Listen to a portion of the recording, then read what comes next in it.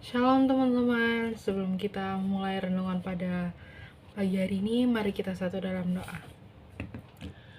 Tuhan Yesus, terima kasih atas segala berkat yang sudah Engkau limpahkan kepada kami hari ini, sehingga kami bisa memiliki kesempatan untuk mendengar firman-Mu pada hari ini. Tuhan, berkatilah kami sehingga firman-Mu bisa menjadi makanan rohani bagi jiwa dan tubuh kami. Dalam nama Tuhan Yesus Kristus, haleluya, amin. Jadi firman pada pagi hari ini aku ambil tema yaitu mengapa kita harus menabur kebaikan. Di dalam Galatia pasal 6 ayat 7-10 mengingatkan kita bahwa jangan sesat. Allah tidak membiarkan dirinya dipermainkan. Karena apa yang ditabur orang itu juga yang akan dituainya. Sebab barang siapa menabur dalam dagingnya, ia akan menuai kebinasaan dari dagingnya. Tetapi barang siapa menabur dalam roh, ia akan menuai hidup yang kekal dari roh itu. Janganlah kita jemu-jemu berbuat baik, karena apabila sudah datang waktunya, kita akan menuai, jika kita tidak menjadi lemah.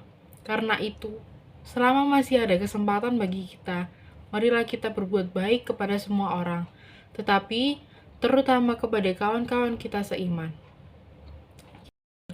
Oke, mengapa kita harus menabur kebaikan? Karena kita harus menabur kebaikan untuk menuai kebaikan juga, dan sebaliknya kalau kita menabur daging akan menuai kebinasaan, akan menuai hal yang tidak baik. Dalam Galatia 6 dimulai dengan kata jangan sesat, karena banyak orang yang pikirannya tersesatkan atau pikirannya salah. Mereka pikir Tuhan bisa dipermainkan, tetapi Paulus dalam Galatia 6 berkata dengan jelas, jangan sesat, Allah tidak membiarkan dirinya dipermainkan, karena apa yang ditabur orang itu juga yang akan dituainya. Kita semua tahu bahwa kita tidak bisa lepas dari yang namanya hukum tabur tuai. Apa yang kita tabur itu juga yang akan kita tuai.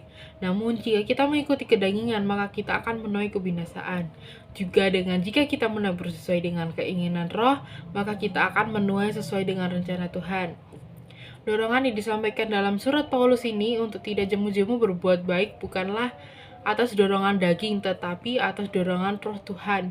Sebab jika perbuatan baik dilakukan atas dorongan daging, maka pada akhirnya kita akan ditawan dalam sikap bermegah atas diri sendiri, yang pada akhirnya perbuatan baik itu adalah atas dorongan keinginan daging.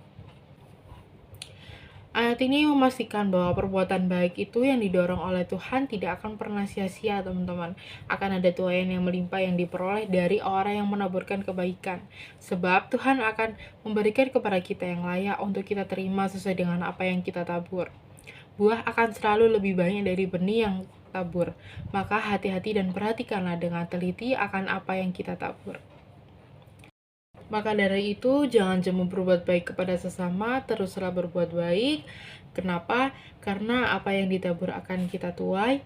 Ada waktu untuk menuai dan menaburlah selagi ada kesempatan. Karena selagi masih ada kesempatan bagi kita, marilah kita berbuat baik kepada semua orang, terutama kepada kawan-kawan kita yang seiman. Kepada siapa sih kita bisa menolong? Kalau kita bisa menolong semua, kenapa tidak? Maka tolonglah semua. Tetapi kalau memang kemampuan kita terbatas, maka setidaknya engkau tolonglah orang-orang yang ada di sekitarmu. Contohnya keluargamu, orang-orang yang membutuhkan, gereja-gereja Tuhan, dan hamba-hamba Tuhan. Aku pribadi percaya orang akan bersyukur ketika ia gunakan kesempatan untuk menabur, karena apa yang kita tabur itu juga yang akan kita tuai.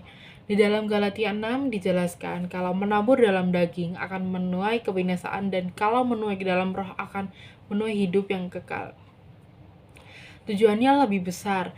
Jadi pesan hari ini, taburlah yang baik, jangan tabur yang jahat. Jika kita menolong orang, akan diganti dengan kita akan ditolong orang. Ketika kita diberkati orang lain, kita pun akan diberkati.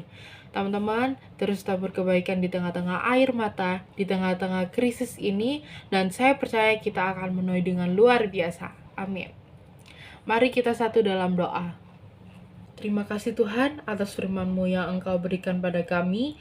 Kiranya apa yang Engkau firmankan bisa kami tanam di hati kami masing-masing, dan kuatkanlah kami untuk melakukan apa yang Engkau firmankan sesuai dengan kehendak-Mu.